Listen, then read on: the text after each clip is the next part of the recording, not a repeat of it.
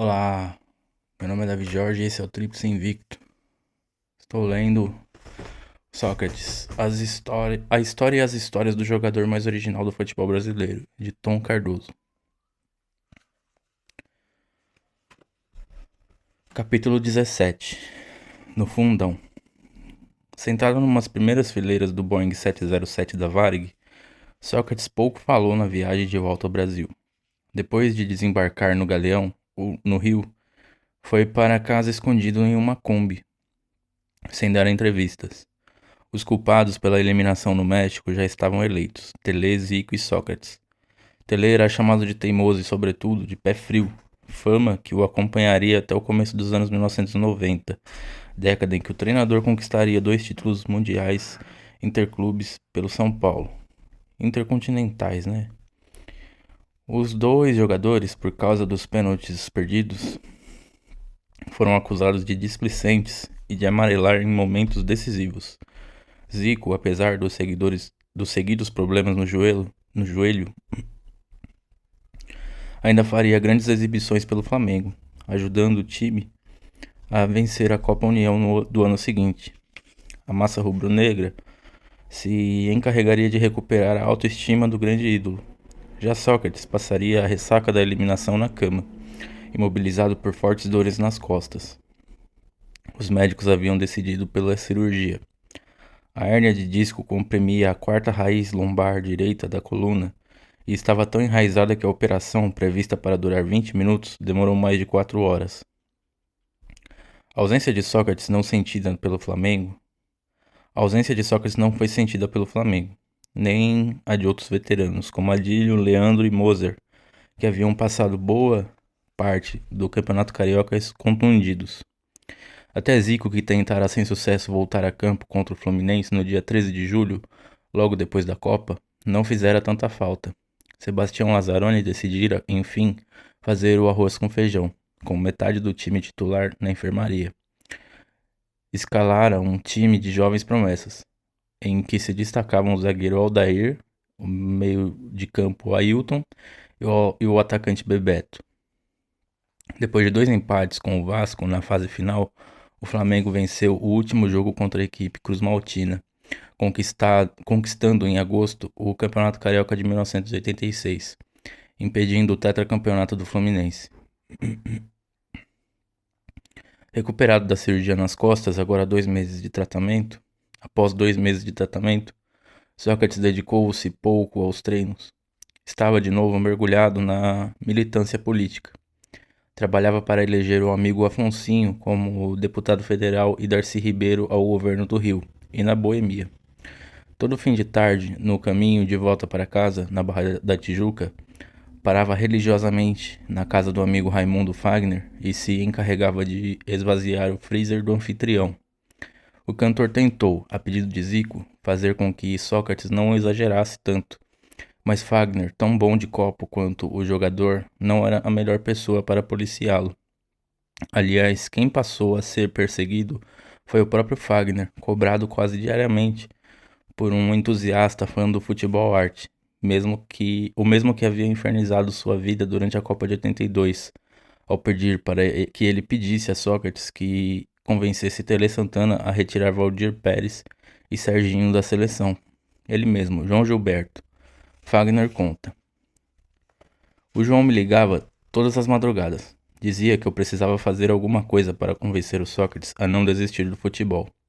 O João achava, com razão, que o Magrão e o Zico no Flamengo eram o último sopro do futebol arte que eu deveria, como amigo dele, me esforçar para fazer o Sócrates entender a sua importância para o Flamengo e para o futebol brasileiro. Ele ficava horas me falando isso e eu não aguentava mais. Uma noite ele me ligou e, por coincidência, o Sócrates estava em casa. Eu peguei o telefone e falei: Magrelo, tem um cara querendo falar com você.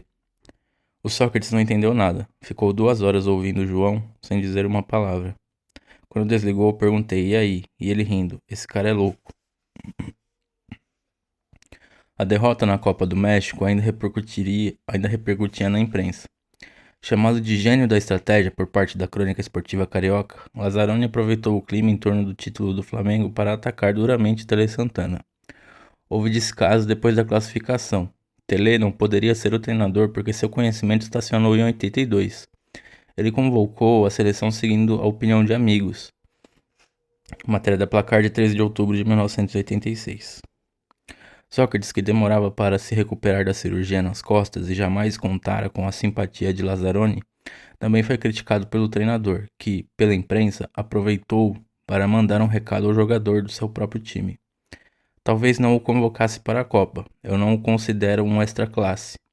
Hoje, Sócrates não seria titular do Flamengo. O dono da posição é e será Ailton. Matéria da Placar de 13 de outubro de 1986.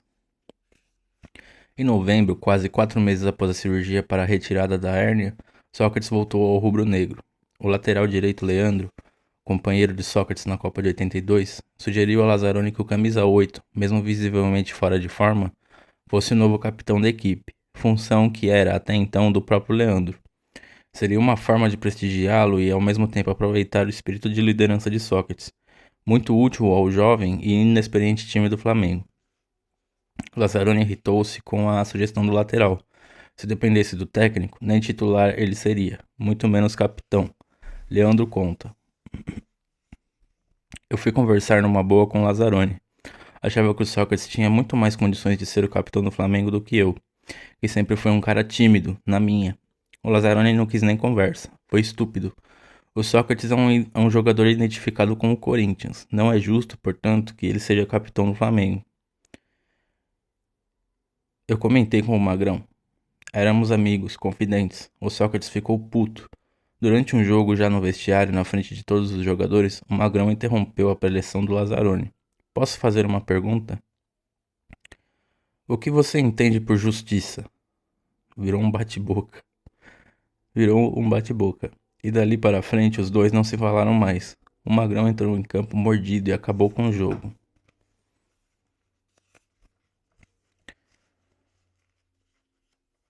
O jogo era contra o Goiás, em Goiânia, pelo Campeonato Brasileiro. Sócrates precisou tocar apenas 11 vezes na bola para decidir a partida. Iniciou a jogada dos 2 primeiros gols do centroavante Kita, que faria mais um, e fez um belo gol de falta. Final Flamengo 4-0. Cercado pelos repórteres, Sócrates decretou, de novo, o fim da carreira. Não quero nenhum jogo homenagem. Só posso garantir que vou parar interrompendo um treino na Gávea. Colocarei então um barril de chope no meio do campo para todo mundo brindar minha despedida. Matéria da Placar de 10 de novembro de 1986. O contrato com o Flamengo se encerraria apenas 9 meses depois, em setembro de 1987, e Sócrates, após a boa partida contra o Goiás, foi convencido pelos dirigentes a ficar no clube. O jogador teria um bom tempo para se preparar para o Campeonato Carioca do ano seguinte, que prometia, enfim, com a recuperação de Zico, ter a tão sonhada dupla de craques em campo. Sócrates, porém, não se livrara completamente das dores nas costas. Dizia aos amigos que, mesmo após a cirurgia, ainda sentia um grande incômodo e que, ao contrário do que desejava a comissão técnica, dificilmente teria condições físicas para acompanhar o ritmo imposto em campo pelo jovem time do Flamengo. Ele ganhava um dos maiores salários do elenco, cerca de 175 mil cruzados por mês, e jogara meia dúzia de partidas em 1986. A tribuna da imprensa, de 13 de março de 1987, tradicional jornal carioca, reproduzira o poema Filosofia, do poeta pernambucano Ascenso Ferreira, introduzindo o verso Hora de beber, beber, para lembrar que o jogador doutor do Flamengo tinha o melhor emprego do mundo. Hora de comer, comer. Hora de dormir, dormir. Hora de beber, beber. Hora de vadiar, vadiar. Hora de trabalhar, perna pro ar, porque ninguém é de ferro.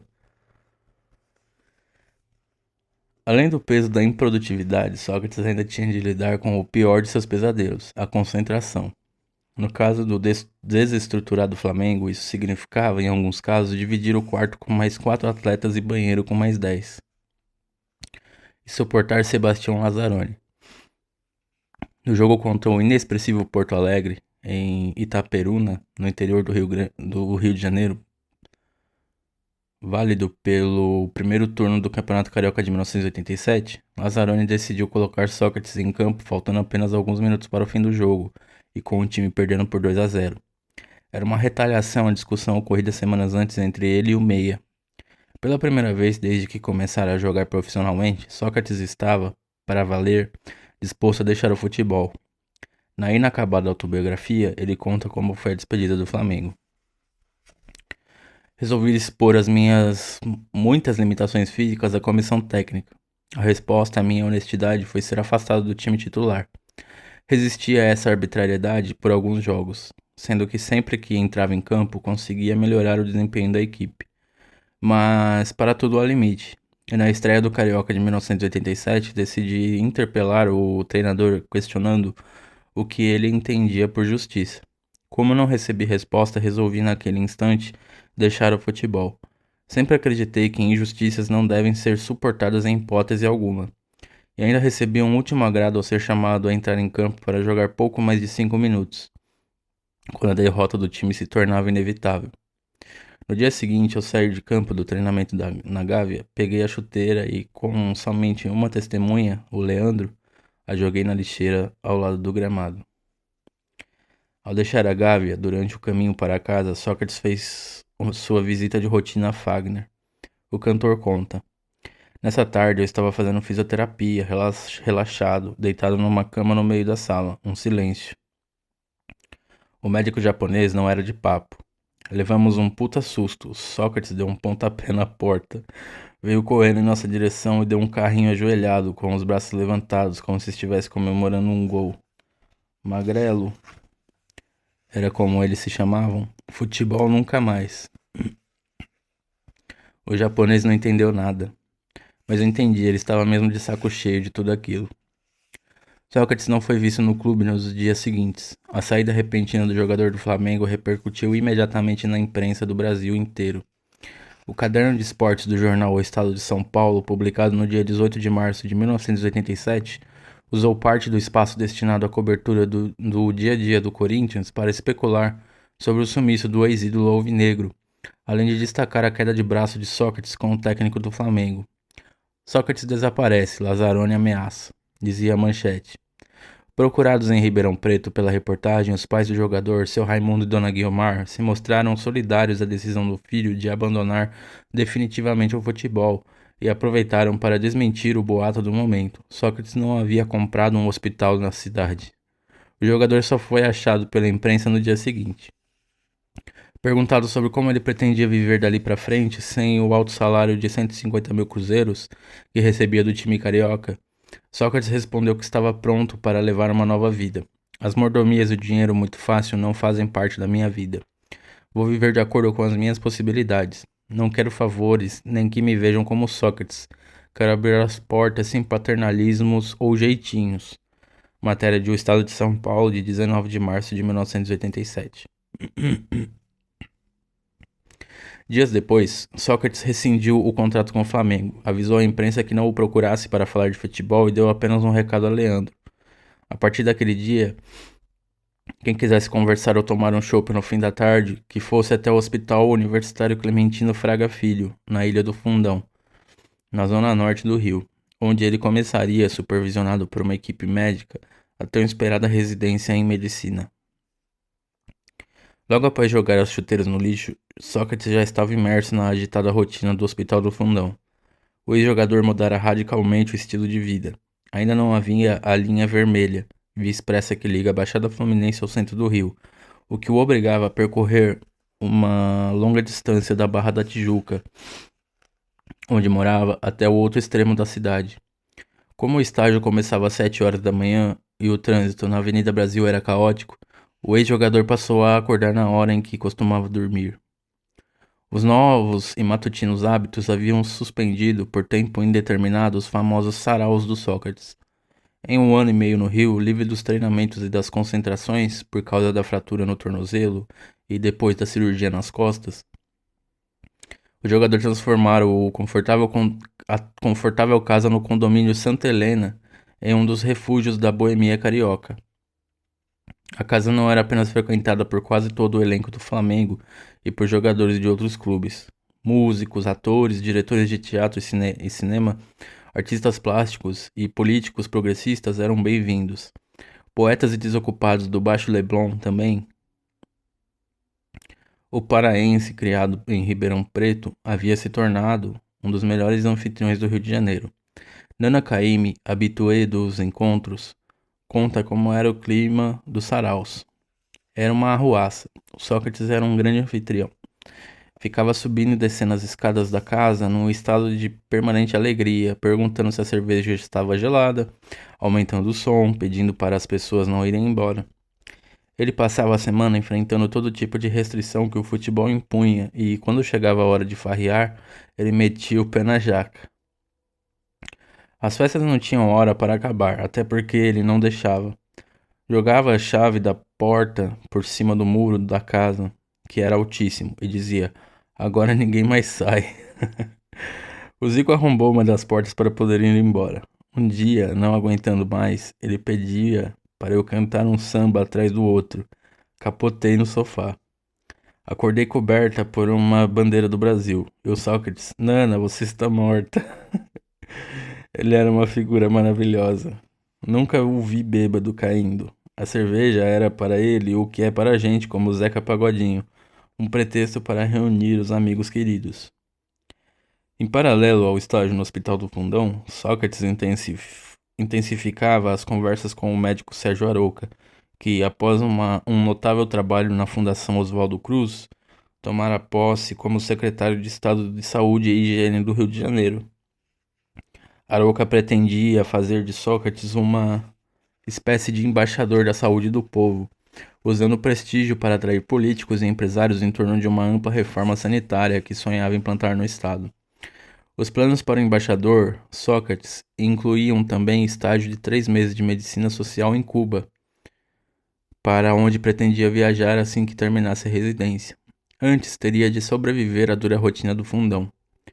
Os primeiros meses foram de dedicação total, supervisionado pelos médicos Henrique Sérgio Moraes Coelho e Ana Maria Vergueiro Borralho. O novo idealista residente trabalhou como burro de carga. Não se dedicava tão imensamente a uma atividade desde que Gilberto Tim o colocou para dar piques de 1 quilômetro nos treinos para a Copa de 82 na Espanha. Pela manhã encarava o corre-corre do ambulatório, à tarde a clínica médica. Mostrava-se, depois de 10 anos afastado dos estudos, menos experiente que os outros residentes, mas compensava a defasagem acadêmica com uma invejável intuição. Era rápido e certeiro na maioria dos diagnósticos. O ex-jogador não alterou apenas a rotina do ambulatório do Fundão. Muitos pacientes aguardavam mais tempo na fila só para serem atendidos pelo médico celebridade. Sócrates também ajudou a dar vida nova à Ala Sul, apelidada de Perna Seca, o prédio anexo do Hospital Universitário, uma área de 110 mil metros quadrados que, por descaso e incompetência administrativa, estava abandonada desde a inauguração, no fim da década de 1970. O imenso esqueleto de concreto sem janelas, roubadas ao longo dos anos, servira, no máximo, como um improvisado escritório de recursos humanos, onde os funcionários desovavam a papelada acumulada do hospital. O espaço começou a mudar no dia em que um grupo de universitários teve uma ideia simples, mas genial: aproveitar o isolamento do Perna Seca para transformá-lo num ponto de encontro de estudantes e funcionários após o expediente. Quando Sócrates chegou, o Grêmio, como fora batizado o Cantinho do Perna Seca, já tinha uma estrutura razoável: mesa de sinuca, freezer para cerveja, algumas mesas e cadeiras, e um surrado aparelho de som 3 em 1. Sócrates ficou tão feliz com a existência do Grêmio que trocou o aparelho de som por uma máquina de jukebox, que, por tocar, por exigência do comprador, apenas música sertaneja, foi logo apelidado de A Maldita.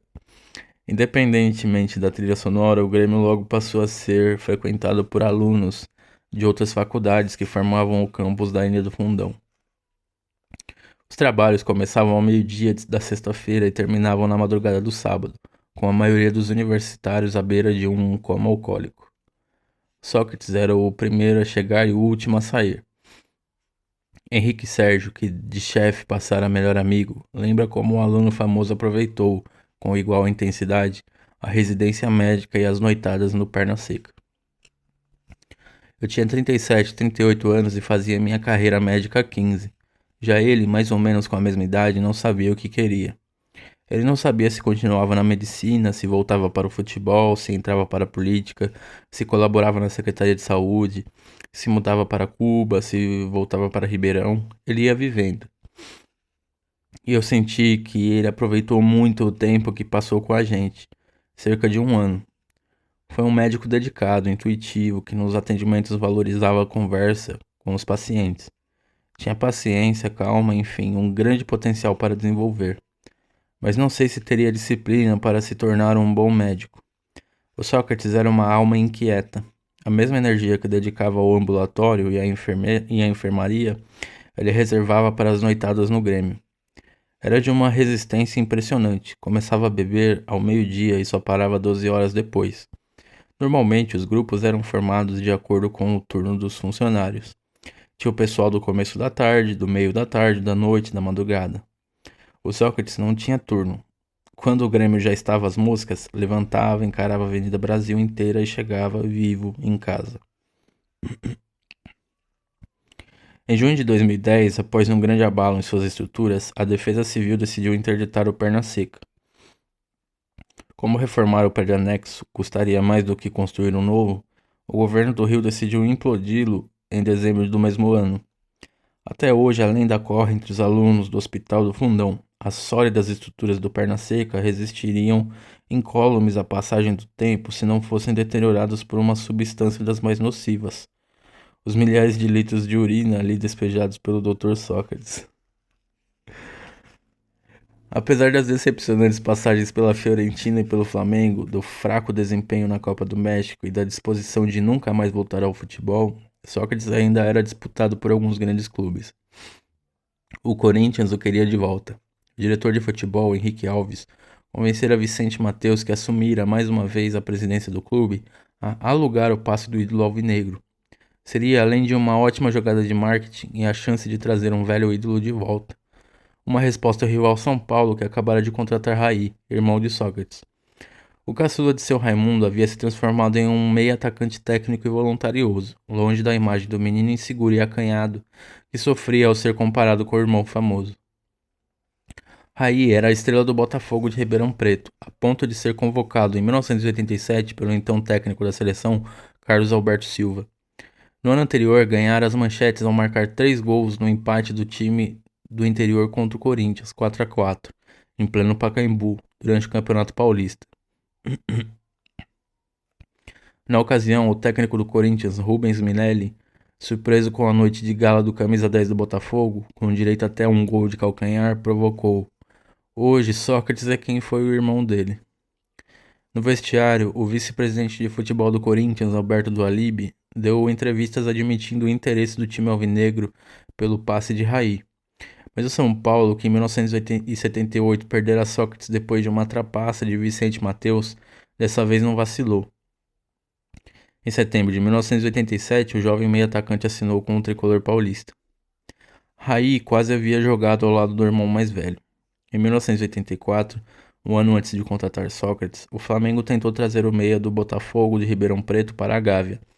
Seu Raimundo não deixou. Achava que era cedo para o menino de 19 anos encarar a pressão de jogar num time grande, ainda mais no Rio de Janeiro, longe da família.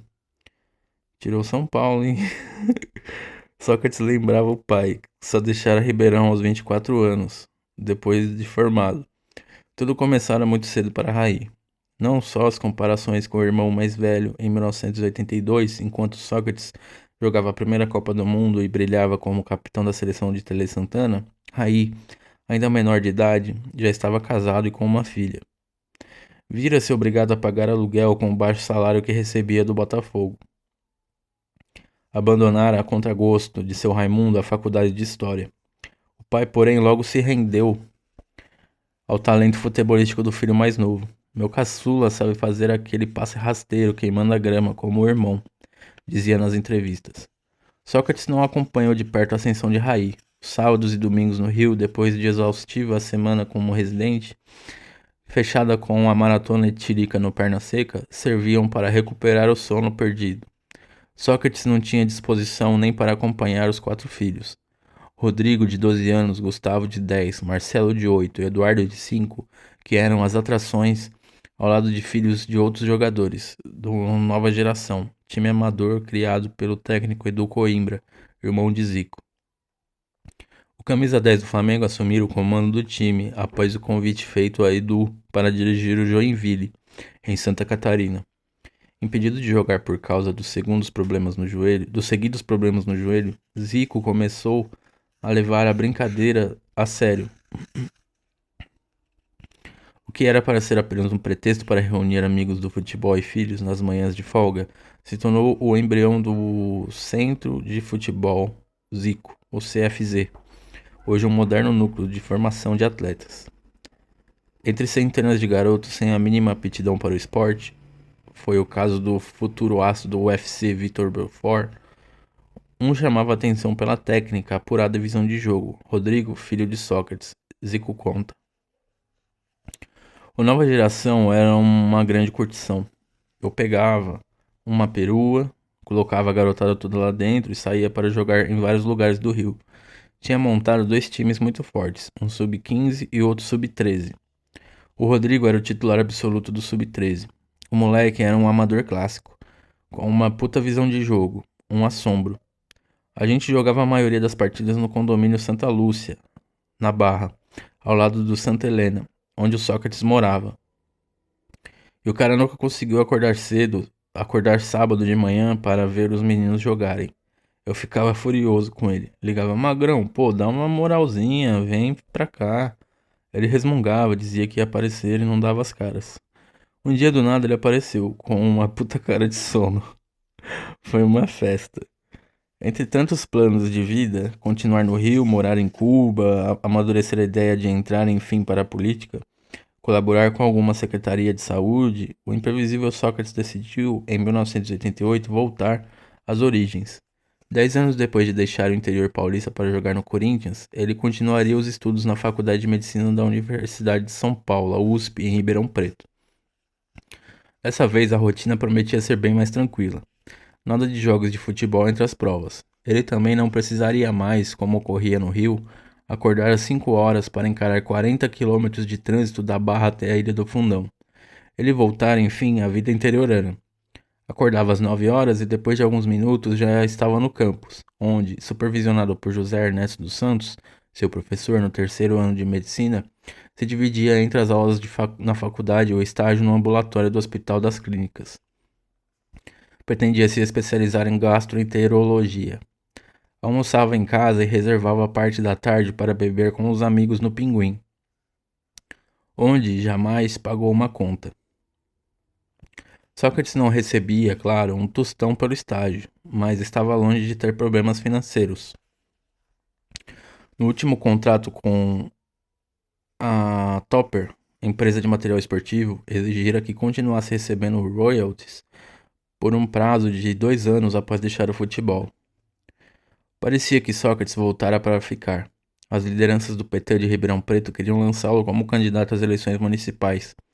O empresário e amigo José Carlos Calil contava com o craque para melhorar a imagem do Super Estrela, time amador inexpressivo, fundado em 1984 e que, desde então, se transformara numa versão paulista do Ibis de Pernambuco, conhecido como o pior time de futebol do mundo. Calil conseguiu convencer Sócrates. Depois de amargar posições vexatórias nos 3 últimos campeonatos amadores da cidade, o Super Estrela prometia fazer jus ao nome na Liga Amadora de 1988. A atração do time era o Camisa 8, o maior jogador da história do Botafogo de Ribeirão Preto, o único que se movimentava numa faixa exclusiva do gramado, a sombra. O Super Estrela caiu pelas tabelas no decorrer do campeonato. Sócrates saiu do time logo nos primeiros jogos. Andava mais inquieto do que de costume. Nos diários, relembrando a volta a Ribeirão Preto, escreveu: Decidi voltar a Ribeirão Preto para fazer a atualização necessária nas clínicas especializadas.